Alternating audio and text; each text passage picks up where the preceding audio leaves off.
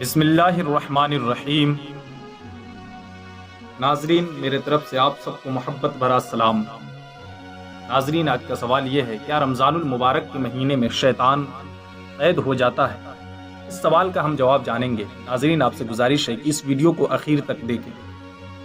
اسلامی سال کے اعتبار سے رمضان المبارک سال کا 9واں مہینہ ہے، اور یہ شرف صرف رمضان المبارک کو حاصل ہے کہ اس کا نام قرآن میں مذکور ہے، جیسا کہ ارشاد باری تعالیٰ ہے سورہ بقرہ آیت نمبر 185 کے اندر، شہر رمضان الذی انزل فیہ القرآن، رمضان کا مہینہ وہ ہے جس میں قرآن اتارا گیا۔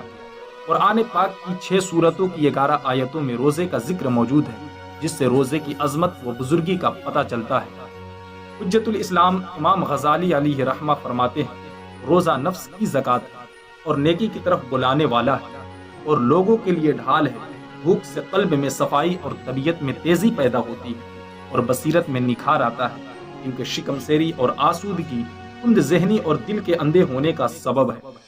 چنانچہ زیادہ کھانے سے فساد ذہن اور یادداشت کی کمزوری پیدا ہوتی ہے۔ ناظرین، اپنے سوال کی طرف بڑھتے ہیں، کیا رمضان المبارک کے مہینے میں شیطان قید ہوتا ہے؟